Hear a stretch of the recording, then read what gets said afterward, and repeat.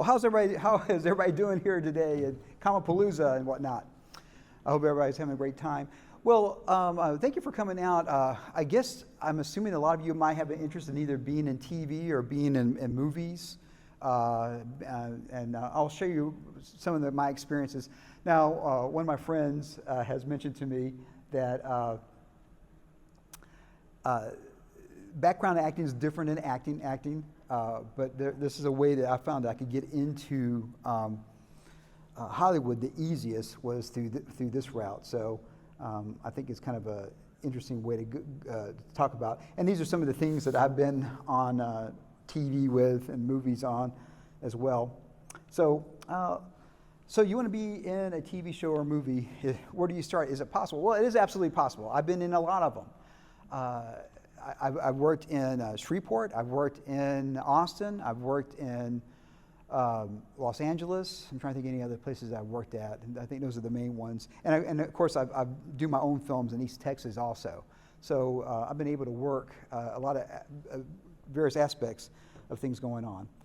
So let's talk a little bit about how Hollywood works. I got a MFA in cinematography, so I realized that they need background, and that's one thing that's different between independent films and feature films. Is one of my friends that worked in the business told me that the difference between a student film and a Hollywood film is money. You need extras. In a student film, you beg people, maybe get them pizza. In Hollywood, they pay you $80, $120 a day to come be there. And since they pay for you to be there for 8 hours, you're going to be there for 8 hours unless they wrap for the day, because they already got you there. They already paid the money. They might as well just keep you there as well. So if you understand that system, and also, like, I'm looking around here, every one of you all could be in Hollywood. Every one of you all can be a background actor, because they want how America looks. They want the whole, if you're tall, if you're short, if you're young, if you're old, if you've got a beard, no beard. There's a lot of different ways that being on there. And I'll give you an example. I'll show you some pictures of central casting in a moment. But I went there. I'm a middle-aged guy looking like this. I think I had to have a suit and tie on. And I'm looking around. Everybody is a bunch of models in there. And I'm thinking, man, I don't got a chance of doing anything. Well, it turns out I actually get more work because I'm a middle-aged man. I can be the doctor, the dad, the lawyer, someone sitting in the background. If you had a restaurant scene full of models, I don't know what restaurant that is. Maybe that does exist somewhere. But if you're a regular-looking person, there's definitely a spot for you to be in this system as well. So all types. Doesn't matter if you're tall or short, if you're in shape or out of shape. Basically, they want the background to look like America. And I kept thinking, why am I getting cast? And I think really it is, I'm a middle-aged man that's overweight. I think that really is that. And when I was on one of the shows that I'll talk about in a moment, that was one of the last things I did before the pandemic in LA, was called a show called All Rise. I talked to one person there, and she was a middle-aged woman, and she basically got cast the whole season because that she looked like someone that was a paralegal. And so basically she got to work the whole season that way. So what is a background actor? Well, this is an actor that performs a non-speaking role, and usually in the background of a scene. At one point they were called extras, and that's actually probably a more understandable title. If anybody's seen that TV series from the UK called Extras, it's quite funny in a lot of ways. Well, they help make the movie, because if you have Tom Cruise in a restaurant and nobody's in it, it looks like this Tom Cruise eating by himself. You need people in the background to make it look like there's a bus scene going on, if there's a restaurant, if you're going to a hotel room. And so it makes it look more authentic. Hospitals, concerts, city streets, buses. And so all these folks give life. The background actors give life to a scene that that wouldn't be there. And because it is a film, they want to be able to control the background. So they tell you to walk this direction or sit this way. Don't look at the camera. So if they just got people walking off the street, they're not paying. Well, then it's a little bit different situation there. I have their centralcasting.com. They have a place in Los Angeles. They have a place a little bit closer here in New Orleans. They have a place, I believe, in Atlanta and New York. I think those are the big places that they have offices at. The one that I'm still registered with is in Los Angeles, because my mindset was that, one, I wanted to go to California, but two, they used to have a pilot season in August, and that's when I used to go out there. I think pilot seasons have changed. The acting strike that happened 9 months ago is still, there's still some effects of that going on right now, but at some point, Hollywood will get back to normal as well. So basically, there's no universal description for a background actor. I can change from one booking to booking. You could be a 1980s high school teacher and a DJ with equipment. They are directed by the second assistant director or a production assistant. So a director won't give you any instruction. The director will tell them what to do. If a director talks to you, now you're an actor. And so they will never do that, because you went from making $120 to now $900, whatever scale is, $700, $800, $900 pretty quickly. So they will never do that. I've never been on set where someone did that by mistake. And you can be walking around, crossing the camera. I've done that many times. You pantomime because they don't want you to talk, because that way you might ruin an actor's actual lines as well. And sometimes you interact with the principal actors as well. So how do you get booked? Basically, the first thing is you get a reservation on a talent session. And like I mentioned before, Los Angeles, New York, Georgia, Louisiana, these are big places. Vancouver and Canada also. And you fill out the paperwork, and then they take a photo of you as well. I got some pictures of me going to central casting in a moment there. Now, some of this stuff I'm sure has changed because of Hollywood. After the pandemic, things have just changed a great deal. So once you do your onboarding, you'll be able to assess and fill out the central casting profile. And once you do that, basically I would get text messages to say, are you available for this? Are you available for this? And then you text back yes. And that doesn't mean that you're booked. It just means, are you available? And they want to see if you're working on another show. And they work together, because central casting, they know all the people that are going out of the central casting area. And so they are able to do that. And the way they would always ask, they would ask you, when they would offer roles, they would say someone that could portray 50-year-old male, someone that had tattoos, or someone that had a beard, or someone that had the certain hairstyle. Because they do a lot of period pieces, and I don't dye my hair, and I don't have tattoos, and I have a shorter haircut and no facial hair, I can get booked for a lot of the period pieces, like going back in the 50s or 60s or the 80s. I was on an episode of the Goldbergs, and that was in the 80s. And so it would have been harder to have facial hair and different colors of hair also on there as well. So there I am in Hollywood there. That was kind of cool to go there. And these are the places that I use. Central Casting, that was one when I was in LA. My casting file, that's the one in Texas. So if you go there, there's a free version of it. You don't need to do the pay version. All they need to do is see your headshot and a body shot. And that way they can tell who you are by just looking at you, that, hey, you fit this, you fit that. You can also go put in there, like, if you got a classic car, if you got a car, if you can ride a horse, if you can do, I don't know, skateboarding, if you got some other skill that they might need, horseback riding, whatever, things like that. If you I play guitar or piano, so if I could play that, those are certain things they look for as well. So those are some skills. There was one I saw recently on my casting file down in New Orleans. They needed a piano player. I needed a drummer. So and they would give you a bump. That means they'll pay you more if you bring your own drums or you bring your own bass. And so I got a bump once because they told me that I had the outfit on. They told me to take it off. Then they told me to put it back on. So they gave me a bump for putting on my clothes twice. So they give you a bump if you get wet, like you get water on you or blood or whatever. They give you there's a bunch of bumps. I remember when I was on Goldberg's, it was out in probably the area they were shooting, like Bonanza or something like that out there. It was because it was a cowboy scene. They went there for Cowboys Days. And the background people have done this a lot. Say, well, we just got a bump. And what the bump was, they didn't give a hot breakfast by a certain time. And they had so much food there, you would not go hungry. They had all these, cakes and cupcakes and all that great stuff. And didn't matter. You know, they knew where bumps were at.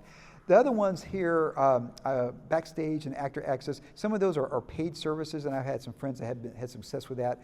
But if you just want to start off, my casting file, I do see some things occasionally in Houston, since we're here in Houston. New Orleans, Baton Rouge, you can work nonstop. Austin, they shoot Walker, Texas Ranger, the reboot of Walker. I think they just wrapped, but I think they're going to have another season over there. And so there's several things. Shreveport's another place. 50 Cent just bought a studio over there, and he's going to try to make more things happen as well. And I know that's a little bit more of a trek for you all to get there. But New Orleans, what's New Orleans from there? 2 hours, 2.5 hours? Is it still 6 hours from here? Well, you could fly to it. a whole lot easier. And I already mentioned this together, the cities that the central casting is. There's other casting agents, but central casting is one of the big ones, and that's one reason why I wanted to use them. So there I am, and this is, I think it's changed now. I had to get up at 4 in the morning to get in line for the 85 slots or something like that. And so basically just camped out. I had someone watch my stuff when I had to go use the bathroom, and then they will watch my stuff, vice versa, on there. And basically, I got my little, you can see there, that little card right there. That means I'm guaranteed to get in there. And then you fill out your information. Basically, it's like a job application. You put your social security number. I took my passport card to prove that I'm actually who I am. And then it was a kind of an interesting process. But if you sort of see in this picture here, people are like lined up behind me. I can't remember. I think I was somewhere in the 50s or 40s. So there were still some people behind me that were able to get in. But I knew I didn't have a lot of time I needed to get in the first time, so that's why I went there so early in the morning. And so the next day, I'm walking around LA because I hadn't got booked, and I get a text message, "Are you available for the rookie?" And I said, "Yes." So you can see right there, that was what it was at. You're confirmed for this. And if any of you are Firefly fans, you might can see, if we had the lights a little bit dimmer, Nathan Fillion there. And I was sitting on the subway. I didn't even know they had a subway in LA until I got there. And I'm sitting there, and I was close up front. He would sit next to me in between scenes. Now, you're not really supposed to talk to talent, so I did. And I'm just thinking, man, if I was at Comicpalooza, people would pay money for this. And I'm here sitting right next to the captain of the Firefly.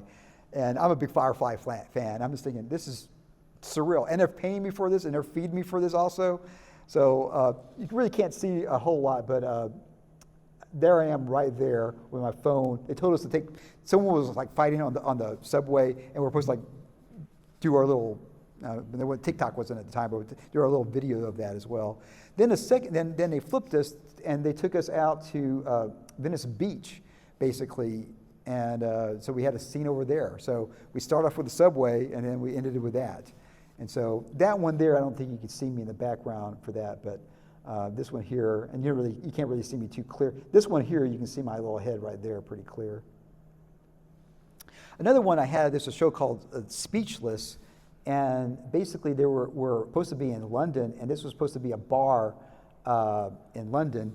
And so you can't see this at all because I might as well not even have this, honestly, because you can't see anything at all. I don't know if there's any lights back there.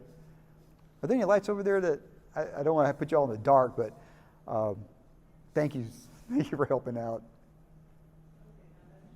No, they may not. Lights are locked. Well,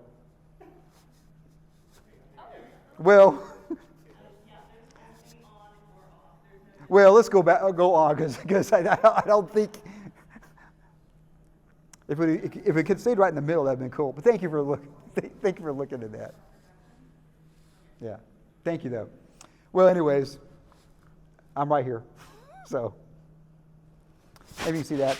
And you can get booked and not get on the show. So they booked me and didn't need me, and so they actually put me in this costume, and I didn't work in that particular episode. Well, I was there, but I did network, and that's another thing that you can do is I gave up my cards. Some of the folks there, they still follow me on Instagram, and we're able to connect, and I can see what they do in LA and whatnot like that.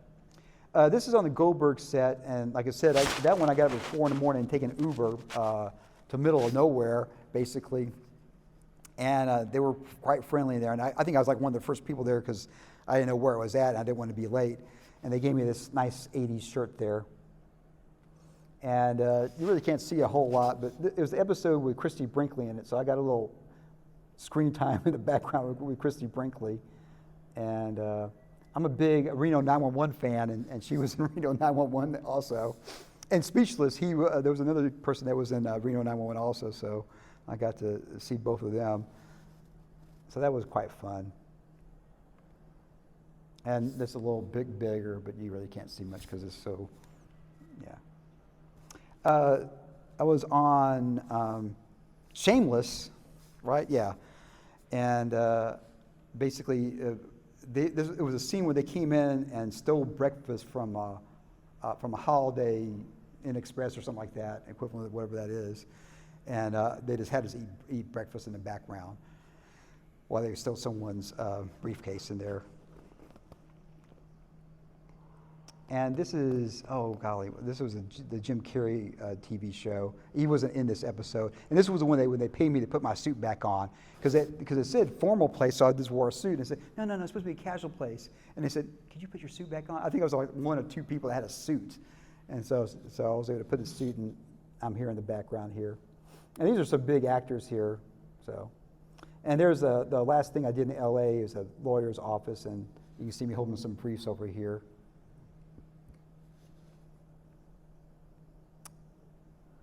And while I was there, I'll just go to mention that on Saturday, they typically don't do films, or because they do a work week. They do Monday through Friday. But Saturday, they were filming Let's Make a Deal, so I thought I'd go over there, and actually, I got to be a contestant on it.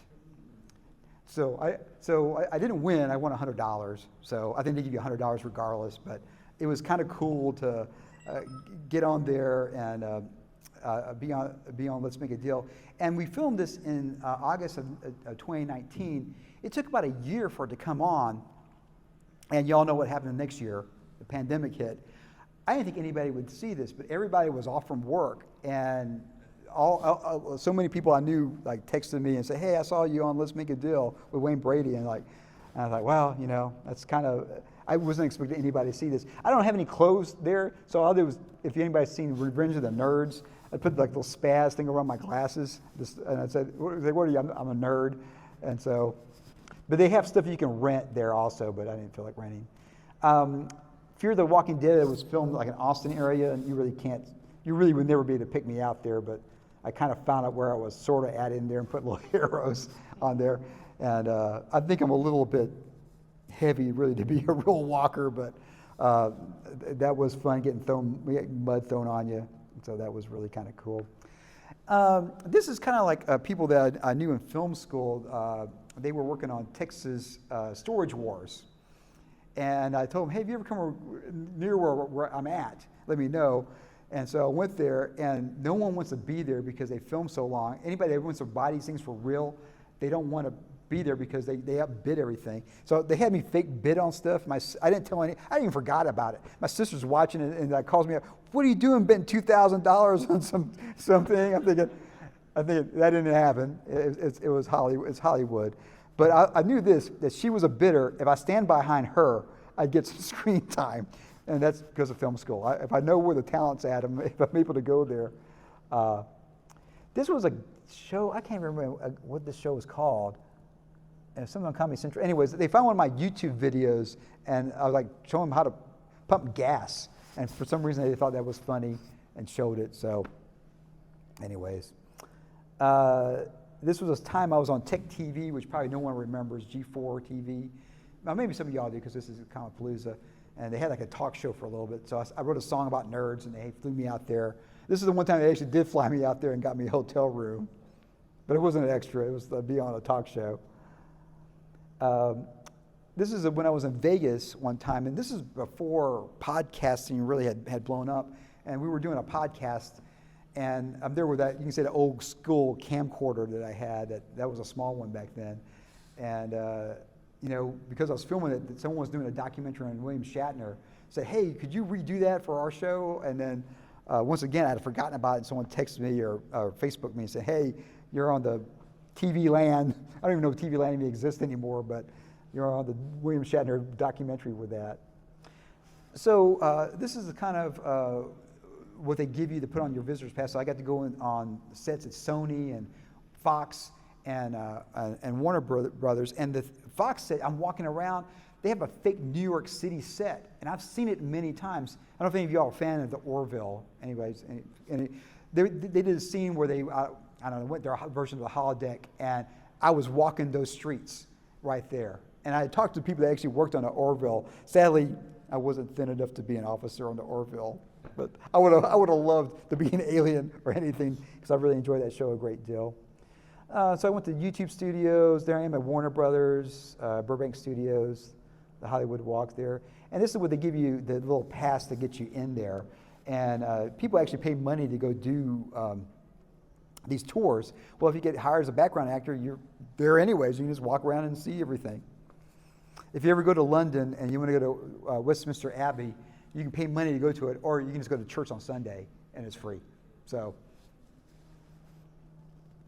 there's some food they gave me, and they have a vegetarian, a fish, a meat option, and they have a salad bar, and they always have like some sodas and lemonade and coffee and tea type things, and it's free. And the craft day they have there all day long as well. One thing that I would do also is I went to go see some other things. So I saw Lights Out with David Spade. I don't think that show's on anymore. But I thought he's funny, so I went to go, in between acting jobs, I would just go do other stuff in LA as well. And this is how the text we get. Say, Herbert, this is Alexander from Central Casting. Are you available to work on Shameless?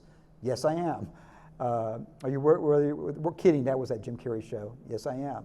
And so basically, and there's some of the checks I got. So when I came back from LA, I had checks in my mailbox. And that was kind of cool. The second time, I almost paid for my trip, my 2 weeks in LA, by doing background work.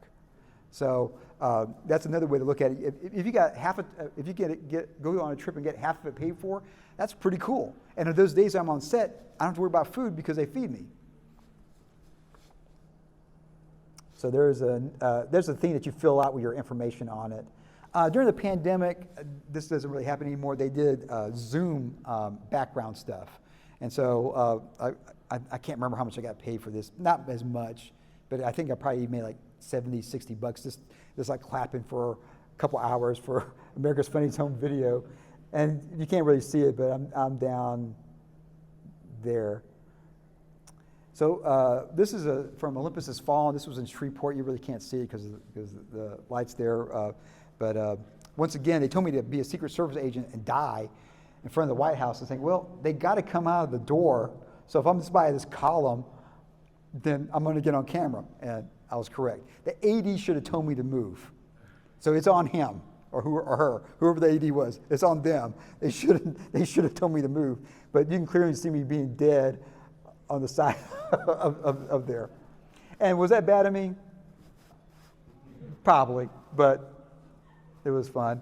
This was something they shot in Shreveport the day that dreaded, the town that dreaded sundown, which was like a remake. And here I am holding a microphone when they did a little press conference thing. And one of the last things, this is from The Bind, the Duck Dynasty people. This shows you that you might not be seeing. So basically, they only had like 20 people, and they had us move around the whole stadium there to be background. Now, they probably could do this with AI today, but legally, I don't know. One of my friends that, hey, I'm going over here, he was a lot more athletic, so he's one of the football players out here. And he never played football, but he was in shape enough to and he said they were hitting him hard. He's like, I'm saying, just tell him, hey, this is not real. This is Home for the Holidays. It was a Christmas movie. Macy Gray, I didn't know that she was in there, but you really can't see it either, but I'm in there. And then Cody Johnson, I don't know if any of the Cody Johnson fans, he apparently got married in this little church in Willis, Texas, and they wanted to redo the scene for the song called The Painter. So here I am, and they put a big cowboy hat on me. I think they put a cowboy hat on me that covered my gray hair. But they gave me this big Stetson cowboy hat to put on. Then he needed, like, someone wanted to be his bandmate. They hand him a guitar case. And so I changed clothes and put on my jean jacket. So I got to work on that as well. So I got a nice wide shot there. And then these are some student films, just to talk about that. If for some reason you can't get out to LA, there's probably a film school around you. I know in Houston, there's probably several, especially the junior colleges and Houston as well. If you let them know you're available and you're willing to work for free, they'll call you up, I'm sure. If you can talk, if you have a certain look. And, you know, will that give you anything else down the line? Only thing I can say is this, that the more you do something, the more you learn the process of it. And what filmmaking is hurry up and wait.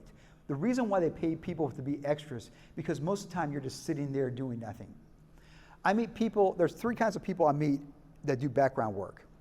One, people that are like me, that are wannabe actors. They like to help, try to break into the business. Two, people that are literally there for the money. One lady told me her cat had dialysis, and this pays for her cat's dialysis. Kind of sad, but kind of happy that she was able to pay for her cat dialysis through background work. She'd go there. She didn't even want to be on scene. She would just read a book. She was hoping they didn't pick her. So she didn't care at all about that. Then there's the others. These are people from the other planet. They come over, and for some reason they always come talk to me. The people that I'm just like, these are people from another world in some aspects, and you know, maybe I'm the same way as well. But student films, I don't even know how many student films I've been in. I've been in a lot of student films. And so that's another route that you can get in there. And that one, you probably can get lines if you actually want to build your reel out. The one thing that I do have from all the student films and the films I make myself, I got a reel that you can look at. And so that's a cool thing. Now, the one thing about student films, make sure you tell them or keep bothering them to give you your footage, to give you the finished film, so you can cut that out and put in whatever you need for that. And I'm able to update my reel usually yearly because of that. And here's some couple, you can't really see it too well, some of the posters I do for my own little films. You kind of see my little outfit that I wore in some of these as well. There's some behind the scenes of doing background work there that you really can't see because I should have just talked. I didn't. And there's some of the lights I have. And I went to film school, like I mentioned, but the one thing that is cool today is that this with your phone, you can do a lot of things. I got a little lavalier here. You got a light on you. You got the beginnings of making films. Sound is the most important thing for your little independent film. So a wireless lavalier, or better yet, a wired lav. What I do is, the way I film, I'll give you a little tip. What I do is, I film the face first. That way I can have the lavalier really close to the mouth. I get great audio. Then when I pull back, I have to move the lavs either on or off. Well, I'll steal the audio from the close-up, and I match it to the wide shot. And that way I have great audio. And so that was something that, you know, I kind of discovered over the years of making films. That was the film I made last year, and I'll make a couple films this summer as well. And I've been able to get these in little film fests and whatnot.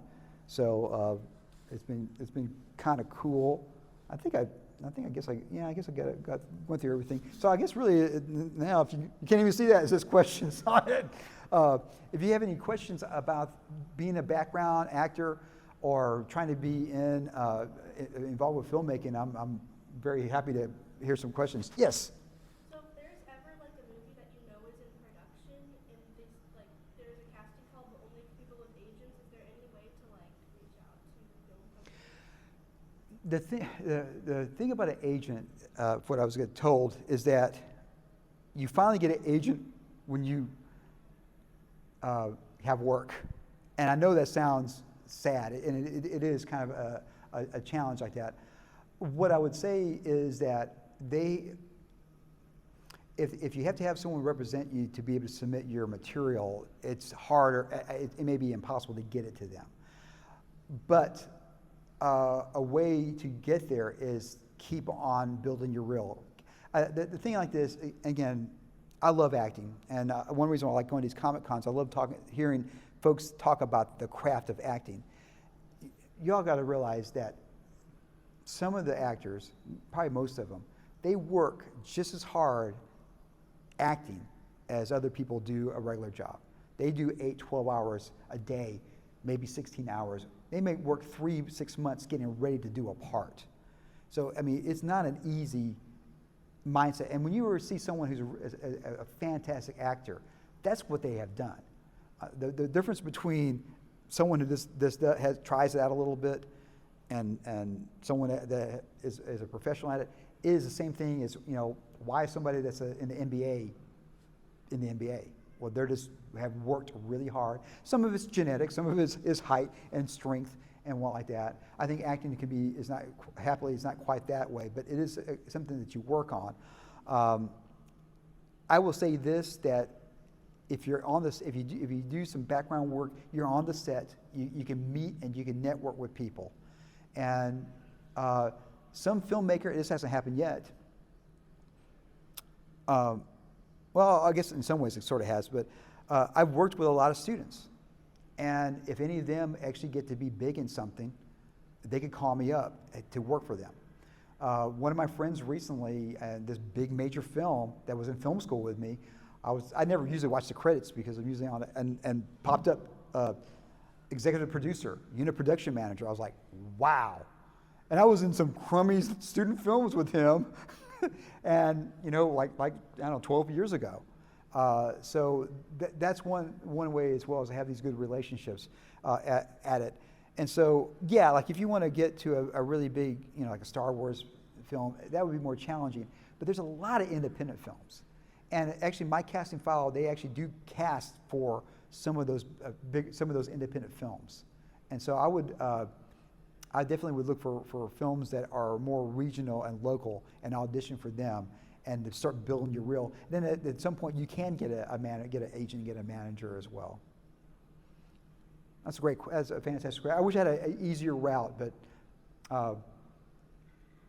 one of my long-term goals is to have one line in a real Hollywood film. Here's your coffee, sir. I mean, if I could do that, that would be great. That would be awesome. Is there any other questions? Yes. Is the business different now that streaming's become more of like a permanent form of distribution, especially in terms of like background actors and stuff? I think a couple of things. AI and streaming services not being as lucrative as they once were. Back in 2018, 2019, when I went out to LA, there was a lot of shows. And I don't think Netflix and Hulu are doing the same number of shows as they did before. Will that always be the case? I don't think so. I think people like TV shows. And one thing that is great about TV shows is that there's so many great shows out there now. And so wonderful shows. So I think that will come back. Right now, from what I've been told, because of the actor strike, they didn't have things. It takes a while for that machine to get going. So sometime next year, I think things will be more. There'll be more opportunities for folks that want to be part of the Hollywood and whatnot. But yeah, I think that aspect. The one thing that has changed is that you can do auditions with your phone and send them off. So that is one thing as well. If you see any open auditions, get your phone out, film it, send it in. Any other questions on this? Yes. I'm not interested so much as being on the screen, but I'm a retired teacher, and a lot of people have suggested that I might want to kind of follow the path. I know you have to have like an on-set educator if you have children of a certain age or whatever, and I've known friends that have done it, and I don't know how hard it is to like get into that side, but that's something that they said is that as a teacher, you might want to go that route and see if you could be like an on-set educator, an on-set teacher on a film or a show or whatever. So I don't know if you have any information about Yeah, that. there's a couple of things like when I was there the last time, they were looking for 18 for younger. Yes. And what that means is that you're over 18, but you can play 16. They were like looking for like young Sheldon and things like that. Because they don't have to, they can work them longer because they're adults, and don't have to have a tutor on set. So that's great. I don't know that. That actually, I've not ever thought that way. I'm a certified teacher also, so I've not thought of that route. So you actually put a little something in my head to think of. Possible if you're a certified teacher? Yes. I would go out and apply. I think you will find work. The work that is very hard to get and very competitive is like the Sheldon tutor, who's really kind of full-time for that child. Yeah. It's a lot easier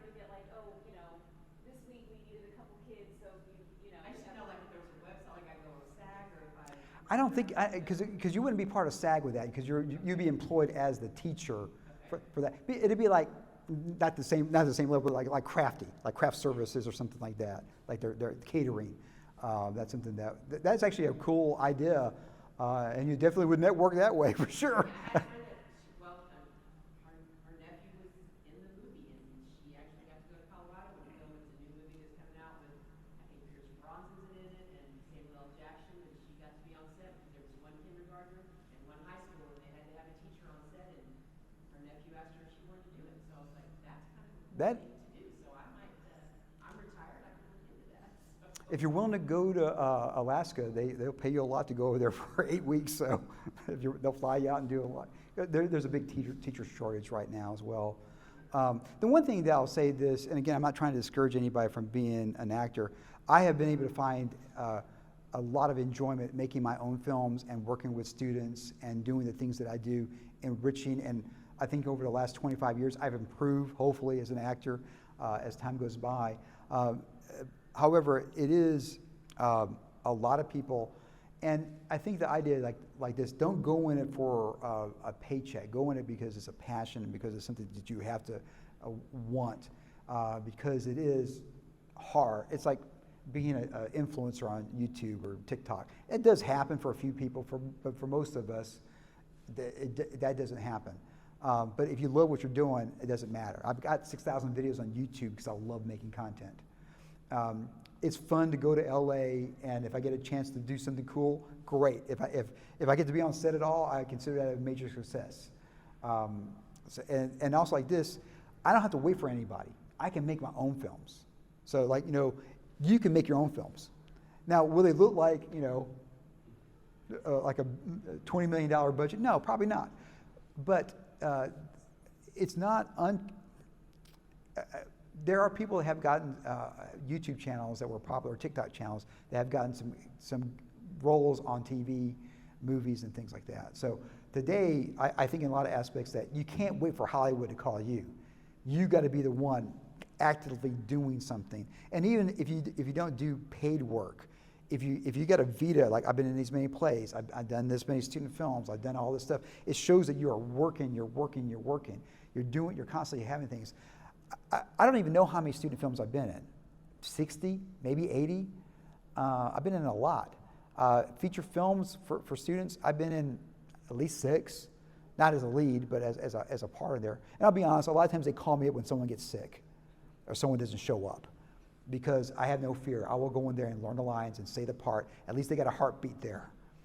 And so I'm known that at the last minute you can call me in and I will be able to talk. And for a lot of, and sometimes that's all you can expect. And for me, I actually kind of like those because there isn't much of an expectation. So if I actually do anything good at all, like, oh, actually, that's actually turned out to be all right. But I would definitely think if you want to be an actor, work on that reel. And you can make scenes yourself with your phone.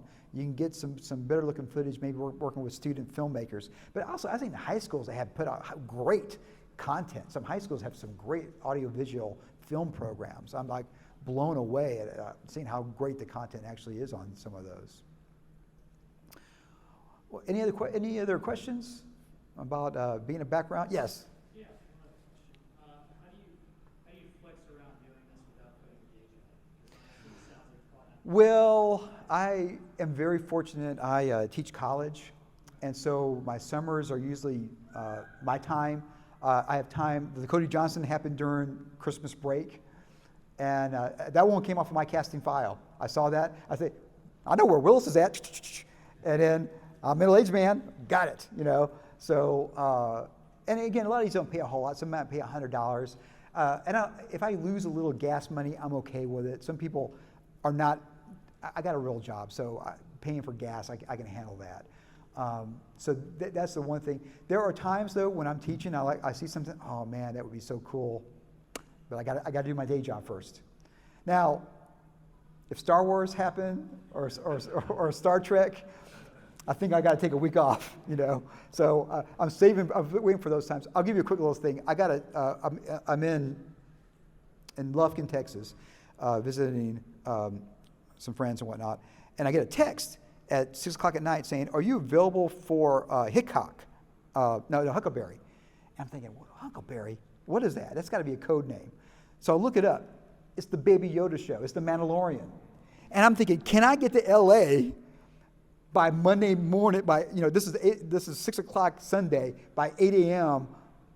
Monday, and I couldn't. No, the answer was no. So I had to turn it down. But I almost came this close to being out of focus in the Baby Yoda show.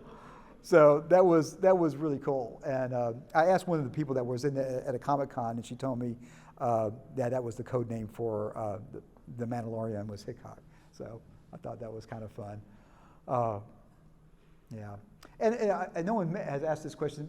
For background, they typically don't fly you out or take you to places. If you're if you're an actor that's being paid for your talking, that's part of the things that you can negotiate. But even for independent films, sometimes you got to go in there as a local player, and you got to pay for yourself. But if you think this is a cool opportunity to put something on your reel, on your Vita, on your acting reel, then it may be worth that as well.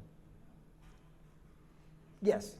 Is it so when they text you and stuff? Is it like, are the shooting dates like firm? I guess because like what you described would be a really cool thing, right? To be like, oh, I know they're shooting for a Star Trek show in 2 weeks. I can take time off of work. I can fly myself to LA, go do the thing because I know that it's like a set 2 day show or something. Usually it's the next day, maybe the day before, the day after. And that's why when I go for like 2 weeks in LA, I got that window of opportunity. And happily, the last day, 12 hours later, I flew out. So I ended something at 1 o'clock in the morning, and then I think I was on an airplane at 2 o'clock the next day or in the afternoon. So that was kind of cool. I was in LA, and then I was in Texas under 24 hours. 24 hours earlier, I was on set. Again, and that's a cool thing. It's cool to say that or think that or have done that. Because, why do so many people want to be actors? Why do so many want to be part of movies? Why do we come to these Comic-Cons? There's a magic on the screen. There's something that's really fun and fascinating with that.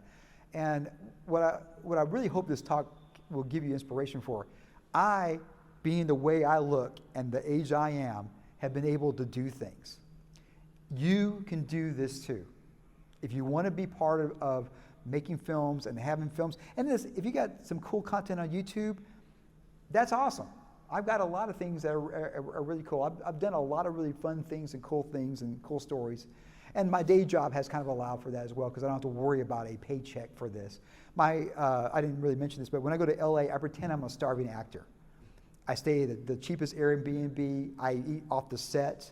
I try to just live off the money that I get paid as an actor, because to me that's more fun, because that's the experience that most actors would have going out there. Now, of course, I pay for my flight and then pay for the Airbnb up front. But when I'm actually there, I take the subway, I take the bus, I take the Uber the last mile, or a lot of times I just walk it, because I can walk a half a mile or a mile, especially because I'm used to Texas heat, not LA heat. Now, I do this. I carry an umbrella because for some reason I get a lot more sunburn in LA than Texas.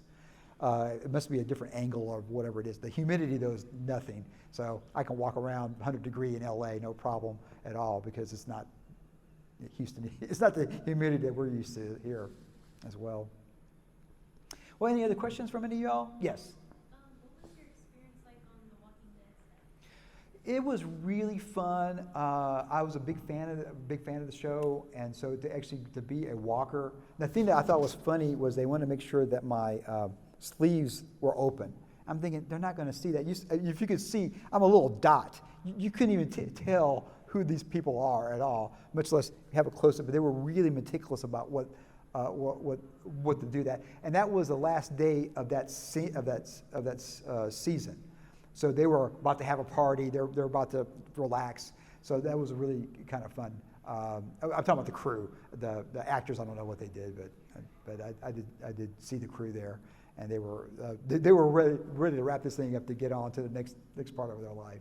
But it was really cool. And mainly it was hot, and we're on a bunch of mud. I was telling people to get off the road and get onto the grass, because it's a lot cooler than it is on that. And again, if you're young, you probably haven't experienced that before. So. Do you have to make like those sounds? No, we were so far back you wouldn't be able to hear it. And they add all the Foley stuff afterwards. Yeah. Yes? What's a typical day on set like for MKCOMIC? Typically, let's say you get there, at 7 in the morning. You go to wardrobe, you go to hair and makeup. They usually do that after you get your outfit on. Then you usually either you sit and wait a lot or you go right away. At some point there's lunch. They have certain hours, I can't remember, it's every 4 hours or whatever it is, like 4 or 6 hours, they get to have a hot meal every so many hours. So there's breakfast already there. Usually I don't get breakfast because that's kind of, well, I guess you could, but it's for the crew and the actors that are there that got there earlier than us. Then they have lunch, they break for that, do another scene or two. Then they got dinner. Then they have something on Friday that they have to do a 12-hour turnaround. Well, on Friday, that's the weekend. So if you get done at 4 in the morning, it doesn't matter because you don't have to be back the next day. So on Fridays, they typically go longer. So if you get cast on Friday, you're probably not doing an 8-hour day. You're probably doing a 16-hour day. And they do pay you more. Like, at least in California, at some point, it's double time. I think it's time and a half for a little bit, then it goes to double time. And so, and over there, minimum wage is a lot more than in Texas. So at the time, it seemed like a lot bigger check. I think it's even gone up since, I think they're up to $20 for an hour for minimum wage in California. So, and that's one reason why I think AI, though at some point I know they were able to kind of keep it away, but I think at some point it's just going to be cost prohibitive to do those big Ben-Hur massive scenes where you literally see them for like one little dot for there. If I remember right, when Star Wars, they actually had like little push pins in because they had so many things for that arena scene when they were flying around. And, so I don't know if that's going to be the case, but I suspect at some point it'd be a lot easier just to do that. Now, to have people walking past the camera, maybe they could do that. I don't think that's going to be realistic anytime soon. So have scenes of people actually doing stuff in a restaurant. But like that one scene when I was at the football stadium, they could have had mannequins there and nobody would know the difference because it was literally 2 seconds on screen. Now, they probably don't know at the time when they're shooting that how long that's going to be. They want to give you coverage for the editor, but if you have that planned out. And so anyway, the future in filmmaking is going to be interesting. I feel this with AI. At some point, you'll just be able to put a prompt in. I want to watch, Star Trek and Star Wars to get combine, and it follows this thing. It's going to make a story for you automatically to watch. I think that's going to be a future at some point. But live theater hasn't gone away. They thought movies were going to get rid of live theater. It's still here. The real actors will still be here. People that make music and people that edit, and they'll still be around. Well, any other questions? Well, I really appreciate y'all coming out and hearing talk towards the end of the day here and everything. And if you have any other questions, I'll throw my email up here. Send me out an email if you need to. And there's some of my social media pages that you can follow if you want. And if you want to network with me, Herbert Midgley's everything: YouTube, TikTok, Instagram. So I'm not hard to find. So, well, thank you all so much. I hope you have a good rest of Comic-Con here at the Comicpalooza and everything. And I'm really thankful for Comicpalooza for inviting me to come out and talk to y'all today. So hope you have a great rest of the day, y'all. Thank y'all.